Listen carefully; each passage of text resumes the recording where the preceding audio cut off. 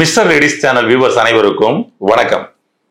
இன்னைக்கு டயபெட்டிக்ன்ற ஒரு நோய் வந்துச்சு அப்படின்னு சொல்லி சொன்னோம்னா அது நிறைய கிளை நோய்கள் ஏற்படுத்திடுது அப்படின்றதே மக்களுக்கு இன்னைக்கு தான் தெரிய வருது.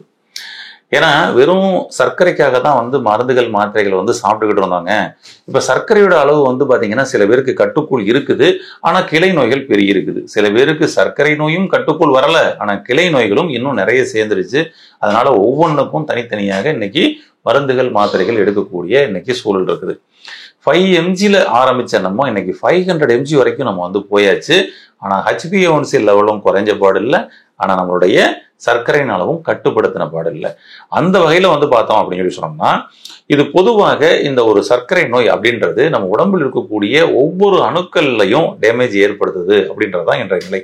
இதை கட்டுக்குள் கொண்டு வர முடியுமா, இதை நார்மலா கொண்டு வர முடியுமா, இந்த கிளை நோய்கள் வராமல் நம்ம தப்பிக்க முடியுமா அப்படின்னா நிச்சயமாக அதற்கு சாத்தியம் இருக்கு. டயபெட்டிக் ரிவர்ஸ் டயபெட்டிஸ் அப்படின்னு சொல்லிட்டு பாத்தீங்கன்னா இன்னைக்கு நம்மளுடைய மருத்துவமனையில கூட பாத்தீங்கன்னா அதற்கான ப்ரோக்ராம் பண்றோம். இப்ப டயபெட்டிக்ல இருந்து ரிவர்ஸ் வர முடியுமா அப்படின்னு சொல்லி சொன்னோம்னா நிச்சயமாக அடிப்படையான மூல காரணத்தை நம்ம கரெக்டா தெரிஞ்சு அதை நம்ம குணப்படுத்துறோம்னா இது சாத்தியமே. இது போல ஒவ்வொரு நபரும் இங்க யூனிக்னஸ் தான். அப்ப ஒவ்வொரு நபருக்கும் காரணங்கள் அப்படின்றதும் பாத்தீங்கன்னா வேற வேற இருக்கும். ஒரே குடும்பத்துல 2 பேருக்கு 3 பேருக்கு டயபெட்டிஸ் இருக்குது அப்படின்னு சொல்லி சொன்னோம்னா அப்ப 2 பேரும் 3 பேரும் ஒரே மாதிரியான மெட்ஃபார்மின் போன்ற மாத்திரைகள் எடுத்துக்கிட்டு இருக்கிறாங்கன்னு வச்சுங்க. அங்க பாருங்க எல்லாருக்குமே கட்டுக்குள் வந்துச்சான்னு பாருங்க. ஒருத்தருக்கு எனக்கு நல்லா கட்டுப்பட்டு இருக்கு, ஒருத்தருக்கு எனக்கு கட்டுப்படலை, இது இன்னும் கூட தான் இருக்குது அப்படின்னு சொல்லிட்டோம். ஒரே குடும்பத்துக்குள்ள பேசப்படக்கூடிய சில விஷயங்களும் நீங்க கேள்விப்பட்டிருப்பீங்க. அப்ப பாருங்களேன், அப்ப இந்த நோய்க்கு ஒரு மருந்து மட்டுமே தீர்வாயிருமா அப்படின்னா அது தீர்வு இல்லை. அதுதான் உண்மையான விஷயம். அப்ப ஒவ்வொரு நபர்களுக்கும் ஏன் அது தீர்வாகலைன்னா மூல காரணங்கள் வேற. ஒவ்வொரு நபர்களுக்கான மூல காரணங்களும் என்னன்றதை நம்ம கண்டுபிடிச்சு அதை நாம பாத்தீங்கன்னா அதன் போக்கிலேயே குணப்படுத்தப்படும் பொழுது மட்டும்தான் அதுல இருந்து நம்ம வெளிவர முடியும். அந்த கிளை நோய்கள், இதனுடைய கிளை நோய்கள் வராமலும் நம்ம பாதுகாக்க முடியும். இன்னைக்கு பொதுவா பாத்தீங்கன்னா இந்த டயபெட்டிக்னால நம்மளுடைய எலும்பு மண்டலம், தசை மண்டலம், நரம்பு மண்டலம், ரத்த ஓட்ட மண்டலம்னு சொல்லிட்டு எல்லா மண்டலங்கள்லையும் இதனுடைய பாதிப்பை ஏற்படுத்துது. ஒரு சர்க்கரை நோய் எலும்பு மண்டல பாதிப்பு அப்படின்னு சொல்லி பார்க்கப்படும் பொழுது எலும்பு பாத்தீங்கன்னா வீக் ஆக்கிறது.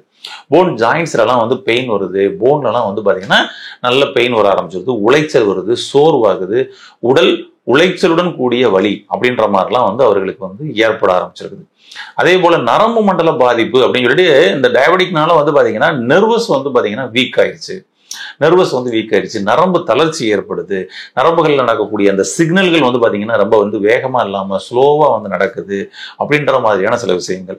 உடலில் சில இடங்கள்ல உணர்வே இல்லை, கால் பாதம் மரத்து போயிருச்சு, கால்ல நரம்பு பிடிச்சி இழுக்குது அப்படின்னு சொல்லிட்டு இப்ப இது பாருங்க, இந்த நர்வஸ வீக்னஸ் பண்ணிடும். இப்ப டயபெட்டிக்னாலதான் இங்க நர்வஸ் வீக்னஸ், டயபெட்டிஸ்னாலதான் அங்க போன் வீக்னஸ்.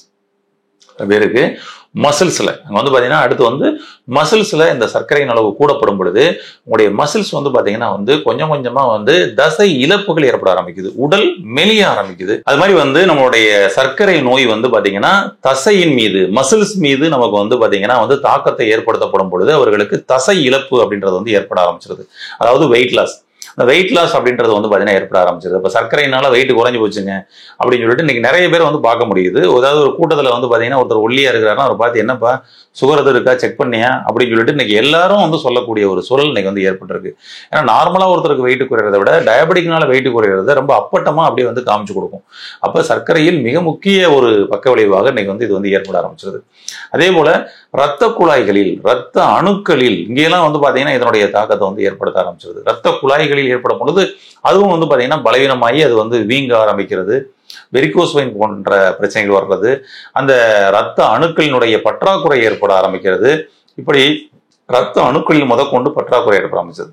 அதுபோல போன் மேரோவில் இதனுடைய தாக்கம் போன் மேரோவில் ஏற்படப்படுது. அவர்களுக்கு வெள்ளை அணுக்களினுடைய பற்றாக்குறை இதெல்லாம் ஏற்பட ஆரம்பிச்சிருது. டயபெட்டிக் அப்படின்ற ஒரு நிலை பாத்தீங்கன்னா அடுத்தடுத்து பாருங்க இவ்வளவு கிளை நோய்களை இன்னைக்கு கொண்டு பண்ணிக்கிட்டு இருக்கு. அதுபோல அவர்களுடைய ஜீரண மண்டலத்தில் தாக்கப்படும் பொழுது அவர்களுடைய ஜீரண மண்டலம் பிரச்சனை ஏற்படுறது. குறிப்பா ஜீரண மண்டலத்துல இருந்து தான் ஆரம்பிச்சிருக்கும் ஒரு டயபெட்டிக் பேஷன்ஸுக்கு, கரெக்டுங்களா? இது சிறுநீரக மண்டலத்துக்கு போகப்படும் பொழுது கிட்னி இன்னைக்கு ஃபெயிலியர் பண்ணிடுது. இப்படி பக்க விளைவுகளாக மற்ற உறுப்புகளையும் பாதிப்பு செய்யக்கூடிய ஒரு விஷயமாக தான் இந்த சர்க்கரை நோய் இருக்குது. இப்ப இதை பொறுத்தளவுக்கு அவருடைய HbA1c மட்டும் 6ல இருந்து 7க்குள்ளேயே மெயின்டைன் பண்ணிட்டா கூட அவர்களுக்கு இவ்வளவு பக்க விளைவுகள் வந்து வராமல் நம்ம வந்து தடுக்க முடியும். அப்ப இன்னைக்கு HbA1c செக் பண்ணி பார்க்கும் பொழுது நிறைய பேருக்கு வந்து பாத்தீங்கன்னா 8, 10, 15 அப்படிதான் வந்து இன்னைக்கு நிறைய பேருக்கு இருக்குது. அதனால HbA1c கவனம் எடுக்காம அவங்க வந்து பாத்தீங்கன்னா வந்து நார்மலா சுகர் அளவு மட்டும் வந்து அப்போதைக்கு என்ன இருக்குன்னு சொல்லி செக் பண்ணி பார்க்கக்கூடிய ஒரு சூழல் தான் இன்னைக்கு அதிகப்படியான மக்கள்கிட்ட இருக்குது. 3 மாதத்திற்கு ஒரு முறை அவசியம் அந்த HbA1c எடுத்து பார்த்து அதை பேலன்ஸ் பண்ணி வச்சுக்கிட்டீங்க அப்படின்னா நமக்கு சர்க்கரை நோய் வராமல், சர்க்கரை நோயை நம்ம பெருசா அதிகமாகி கிளை நோய்களாக மாறாமல் கட்டுப்படுத்திக்கலாம். அப்ப உங்களுக்கு டயபெட்டிக்கை ரிவர்ஸ் கொண்டு வர்றது ரொம்ப ஈஸியா இருக்கும். அப்ப இதற்கு ஈஸியான முறையில வந்து பார்த்தோம்னா உணவு முறையும் லைஃப் ஸ்டைலும் இதுக்கப்புறம் தான் மற்ற மெடிசன் அப்படின்ற ஒரு விஷயமே, சரிங்களா? ஆமா. அப்ப சிகிச்சைகளும் இப்ப நம்ம சிகிச்சை மையத்தெல்லாம் வந்து பாத்தீங்கன்னா வந்துட்டு சிகிச்சை, உணவு முறை, லைஃப் ஸ்டைல், மெடிசன் இப்படிதான் வந்து பாத்தீங்கன்னா அதை கம்பைன் பண்ணி கொடுப்பாங்க. அப்ப இவங்க ஈஸியா வந்து பாத்தீங்கன்னா அதை வந்து ரிவர்ஸ் பண்ணி கொண்டு வர முடியும். அந்த வகையில ஈஸியா நீங்க டயபெட்டிக்ல இருந்து ரிவர்ஸ் ஆகிறதுக்கு இந்த பதிவுல ஒரு சூப்பரான ஒரு டிப்ஸ் ஒன்று சொல்றேன். ஒரு டீ. ஆமா, ரொம்ப அற்புதமா இருக்கும். இந்த டீ வந்து பயன்படுத்திட்டு நிறைய மக்கள் வந்து பாத்தீங்கன்னா நம்ம கிட்ட வந்தவங்கல அவ்வளவு பாசிட்டிவான ரிசல்ட் வந்து சொல்லியிருக்கிறாங்க. இந்த டீயை பயன்படுத்தி நீங்களும் பாருங்க, உங்களுடைய சர்க்கரையோட அளவு படிப்படியா குறைவது மட்டுமல்லாமல் கிளை நோய்கள் வராமலும் பாதுகாக்கப்படும். பொதுவாக நம்ம என்ன சாப்பிட்டாலும் சாப்பிடும் பொழுது சாப்பாடு அறுசுவை உணவாக இருக்கணும் அப்படின்றது மிக முக்கியம்னு சொல்லிட்டு நம்மளுடைய முன்னோர்கள் சொல்லியிருக்கிறாங்க, கடைபிடிச்சுக்கிட்டு இருந்தாங்க. ஆனா இன்றைய காலகட்டத்தில் தான் வந்து பாத்தீங்கன்னா அறுசுவையும் கலந்த உணவை நம்ம வந்து சாப்பிடுறதே கிடையாது. அப்ப அறுசுவை கலக்காமல் ஏதாவது ஒரே சுவைக்குள்ளேயே போய் அதிகமா தாக்கம் இருக்கிற மாதிரி தான் இன்னைக்கு அதிகமா வந்து சாப்பிட்டுக்கிட்டு இருக்கிறாங்க மக்கள், ரைட்டுங்களா? ஆமா. அப்ப அறுசுவை உள்ள ஒரு உணவை நாம வந்து எடுத்துக்கப்படும் பொழுது, தொடர்ந்து எடுத்துக்கப்படும் பொழுது நமக்கு சர்க்கரையினுடைய அளவு பேலன்ஸ் ஆகும் அப்படின்றதுதான் இதனுடைய நிதர்சனமான உண்மை. அடுத்தது, இவ்வளவு நாள் சர்க்கரையோட அளவு கூட இருந்ததுனால உள்ளுக்குள்ள பல செல்ஸை வந்து டேமேஜ் பண்ணிருக்கோம். அந்த கழிவு நீக்கத்தையும் பண்ணியாகணும். ஒரு பழம் இருக்குது, அந்த பழம் வந்து பாத்தீங்கன்னா வந்துட்டு கொஞ்சம் கொஞ்சமா காயிலிருந்து பழமாகி பழத்திலிருந்து கொஞ்சம் கொஞ்சமா கெட்டு போகவே ஆரம்பிச்சுக்கிட்டு இருக்கும். கொஞ்சம் அந்த பக்கம் வந்து பாத்தீங்கன்னா பிதுக்கம் வரும், அங்க ரொம்ப சாஃப்ட் ஆகும், அந்த தோல் லைட்டா கருப்படிக்க ஆரம்பிக்கும், கடைசியில அங்க பூச்சி வண்டு அப்படிலாம் வச்சுட்டு பழத்தை அப்படியே ஃபுல்லா டேமேஜ் பண்ணும் பாருங்க. இதே மாதிரி நம்மளுடைய உடலில் இருக்கக்கூடிய அணுக்களையும் டயபெட்டிக் ஒருத்தருக்கு வந்து இருக்குது, அது கிரானிக்கா இருக்குது அப்படின்னு சொல்லி சொன்னோம்னா அவர்களுக்கு வந்து பாத்தீங்கன்னா உள்ளுக்குள்ளேயே வந்து அவருடைய செல்ஸை டேமேஜ் பண்ணிக்கிட்டு இருக்கோம்.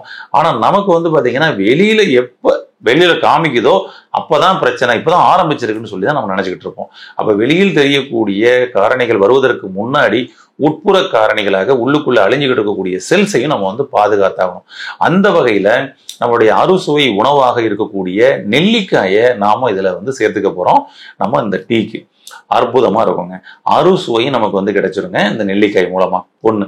அடுத்தது, இந்த செல்ஸ் டேமேஜஸ்ல இருந்து வெளிவருவதற்கு, செல்ஸ் இன்ஃபெக்ஷன் ஆக மாதிரி இருக்கிறது, இந்த இன்ஃபெக்ஷன் செல்ஸ் எல்லாத்தையும் வந்து கிளியர் பண்ணி கொடுக்கறது குர்குமின் மஞ்சள் பொடி வேணா ரொம்ப அற்புதமா நமக்கு வந்து சப்போர்ட் பண்ணி கொடுக்கும். அப்ப இதை ரெண்டையும் வச்சு நம்ம வந்து ஒரு டீ பண்ணி சாப்பிட்டாலே போதுங்க, டயபெட்டிக் அருமையா குறையும். என்ன பண்ணணும் அப்படின்னு சொல்லி சொன்னோம்னா, இந்த நெல்லிக்காயை சாறு எடுத்துக்கங்க. நெல்லிக்காய் வந்து ஒரு 2 நெல்லிக்காய் எடுத்துக்கங்க, பெருநெல்லி எடுத்து நல்லா அப்படியே சின்ன சின்ன பீஸா கட் பண்ணி போட்டு அதை அப்படியே சாறு ஆக்கிடுங்க. சாறு ஆக்கிட்டு அடுத்தது வந்து பாத்தீங்கன்னா கொஞ்சம் மஞ்சள் பொடி ஒரு ஸ்பூன், அவ்வளவுதான், ஒரு ஸ்பூன் வந்து மஞ்சள் பொடி எடுத்துங்க. எடுத்துட்டு இதை நம்ம ஒரு 1.5 டம்ளர் தண்ணியில அப்படியே வந்து இதை போட்டு நல்லா பாயில் பண்ணுங்க.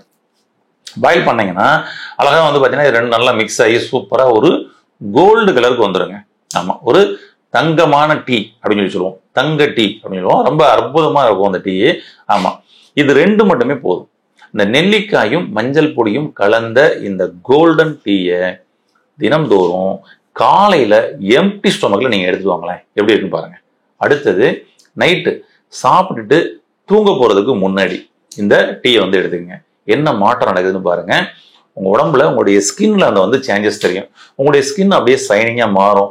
பிளாக் அடிச்சிருந்ததெல்லாம் கொஞ்சம் கொஞ்சமா மாற ஆரம்பிக்கும். சர்க்குலேஷன் இம்ப்ரூவ் ஆகிறத உங்களால வந்து ஃபீல் பண்ண முடியும். எண்டோகிரைன் நாளமில்லா சுரப்பிகளுக்கு இந்த நெல்லிக்காய் ரொம்ப அருமையா சப்போர்ட் பண்ணி கொடுக்கும். அப்ப இந்த நாளமில்லா சுரப்பிகள் சீராக இயங்குவது உங்களுக்கு வந்து தெரியும். ஃபேஸ்ல முகத்துல வந்து பாத்தீங்கன்னா அந்த மாற்றங்கள் வந்து தெரிய ஆரம்பிக்கும். உங்களுடைய சர்க்கரையினோட அளவையும் நீங்க வந்து ஆஃப்டர் 5 டேஸ்க்கு அப்புறம் நீங்க அப்படியே செக் பண்ணிட்டு பாருங்களேன், படிப்படியா உங்களுக்கு வந்து கட்டுக்குள் வர்றதும் தெரியும். கிளை நோய்களிலிருந்து வெளிவந்து உங்களுடைய சர்க்கரை அளவை கட்டுப்படுத்துவதற்கு ஒரு அற்புதமாக நமக்கு உதவக்கூடிய ஒரு டீ அப்படின்றது வந்து பாத்தீங்கன்னா நெல்லிக்காயும் மஞ்சள் பொடியும் கலந்த இந்த கோல்டன் டீ தான். மிக அருமையாக இருக்கும். நம்ம கிட்ட வரக்கூடிய ஒவ்வொரு பேஷண்ட்ஸும் இதை வந்து ஃபாலோ பண்ணிட்டு இருக்கிறாங்க. பயன்படுத்தி அதனுடைய அனுபவத்தை வந்து பார்த்தீங்கன்னா நிறைய ஷேர் பண்ணிக்கிறாங்க. அதனால இன்னைக்கு உங்களுக்கு இந்த வீடியோ வாயிலாக இதை நான் கொடுக்குறேன். ட்ரை பண்ணி பாருங்க. கிடைச்ச அனுபவங்களை கமெண்ட் பாக்ஸ்ல பதிவு பண்ணுங்க, கொடுங்க. இந்த டீயை சரியாக பயன்படுத்தி சர்க்கரை மற்றும் சர்க்கரை நோயிலிருந்து நீங்கள் முற்றிலும் வெளிவர வாழ்த்துக்கள். நன்றி.